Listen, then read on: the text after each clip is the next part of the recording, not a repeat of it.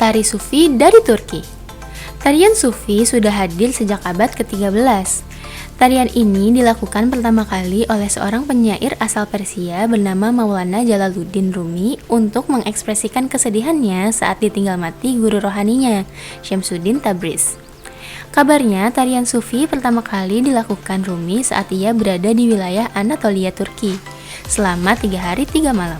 Rumi adalah seorang penyair yang membuat puisi religius tentang cinta yang luar biasa pada Tuhan. Karyanya banyak mempengaruhi budaya dan penulisan syair muslim. Tarian Sufi dianggap dapat menjadi bagian dari meditasi diri. Meditasi yang dilakukan melalui tarian Sufi memiliki kaitan yang erat dengan tasawuf. Sebab dalam tarian ini, para penari diharapkan dapat mengalami ekstase dan melebur bersama Sang Ilahi. Untuk itu, mereka juga diharapkan bisa mencapai kesempurnaan iman dengan cara menanggalkan ego dan hasrat pribadi dalam hidup.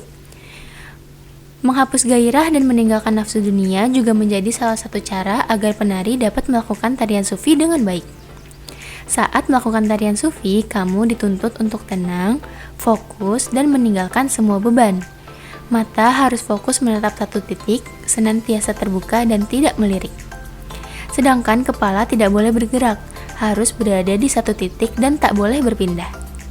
Dengan cara ini, para penari Sufi tidak akan merasa pusing, tak peduli berapa lama ia menari dan berputar. Sebelum menari, kamu mesti melakukan zikir sambil diiringi musik khas Timur Tengah terlebih dahulu. Lalu akan dilanjutkan dengan lagu pujian untuk Nabi Muhammad SAW yang dilantunkan oleh seorang solois dengan improvisasi alat musik seruling. Kemudian pada bagian defrivalet, penari akan saling membungkuk sebagai bentuk mengakui nafas ilahi yang telah meniupkan nafas kehidupan dan roh pada manusia. Dan kemudian pada tahapan selanjutnya, penari akan berputar di sekitar pemimpin tari berlawanan dengan arah jarum jam sambil menengadahkan tangan. Hal tersebut sebagai bentuk meminta dan mendapat hidayah dari Tuhan. Putaran ini menyimbolkan rangkulan kemanusiaan dengan cinta yang juga melambangkan putaran alam semesta dan putaran tawaf di Ka'bah. Penari Sufi dikenal memiliki kostum khas berupa baju jubah berukuran besar dengan bagian bawah seperti rok yang melebar dan menggunakan topi yang memanjang dikenal sebagai sike. Di Timur Tengah, sike dikenal sebagai perlambang batu nisan wali dan sufi. Umumnya, warna jubah yang digunakan berwarna hitam sebagai perlambang atas kuburan dan warna putih dalam kemeja melambangkan kain kafan. Perpaduan warna itu digunakan untuk mengingatkan manusia pada kematian yang tak terduga. Sedangkan untuk alas kakinya, penari Sufi menggunakan kuf. Kabarnya, kuf kerap digunakan oleh Nabi Muhammad dalam setiap perjalanannya, bahkan saat musim dingin. Uniknya, saat menggunakan kuf, kamu tak perlu melepasnya ketika hendak berwudu. Wah, unik sekali ya. Siapa sangka dalam tarian yang sederhana seperti Sufi terkandung berbagai nilai religius yang menarik untuk dipahami dan dipelajari. Bagaimana dengan kamu? Mau mencoba tarian khas asal Turki ini? 5. Tari hula dari Hawaii. Jika berbicara tentang kesenian Hawaii, hal pertama yang terlintas di pikiran Anda pastilah tari hula-hula. Anda pasti sudah pernah lihat tarian yang satu ini. Tarian ini sangat terkenal hingga sering ditampilkan dalam berbagai film. Tarian hula menarik karena adanya perpaduan gerak gemulai dan hentakan dinamis. Bila menyaksikan hula, niscaya Anda akan terhanyut. Lenggak-lenggok para penari hula akan memaksa penonton untuk tetap berada di tempat. Bahkan bisa jadi penonton meminta waktu pertunjukan diperpanjang. Tarian ini memang sangat khas dan biasanya ditarikan oleh para wanita. Mereka memakai rok rumbai-rumbai atau pau, hiasan di pergelangan tangan, kaki, kepala, dan kalung yang terbuat dari sejenis rumput atau bunga-bunga. Tarian ini biasanya diiringi oleh nyanyian dan permainan alat musik khas Hawaii, yaitu meleoli dan melehula. Dalam kesenian Hawaii ada 2 jenis nyanyian atau mele. Nyanyian yang pertama adalah meleoli. Meleoli adalah nyanyian yang dibawakan secara solo atau oleh satu orang tanpa iringan apapun. Nyanyian hanya ditampilkan pada acara-acara khusus.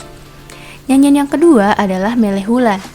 Melehula adalah nyanyian yang diiringi oleh alat musik dan tarian yang kita kenal dengan tarian hula-hula itu. Alat musik yang mengiringi melehula antara lain pahu, ipuheke, uli-uli, dan suara tepukan tangan yang berirama di dada yang disebut pai uma-uma. Siapa sangka bila tarian yang terinspirasi dari deburan ombak ini dulunya pernah begitu dilarang. Pada awalnya, tarian ini diciptakan 300 tahun silam oleh dua gadis bernama Hiiyaki dan Hopoi. Belakangan, goyangan itu dilarang para penyebar agama Nasrani yang masuk ke kepulauan tersebut. Haram, kata mereka. Kala itu, para pendeta Nasrani berhasil mempengaruhi Ratu Keiko Mani untuk melarang tarian tersebut di muka umum. Sejak pelarang itu, hula tenggelam selama 60 tahun, sampai Ratu Keiko mangkat dan digantikan oleh Raja Kalakua.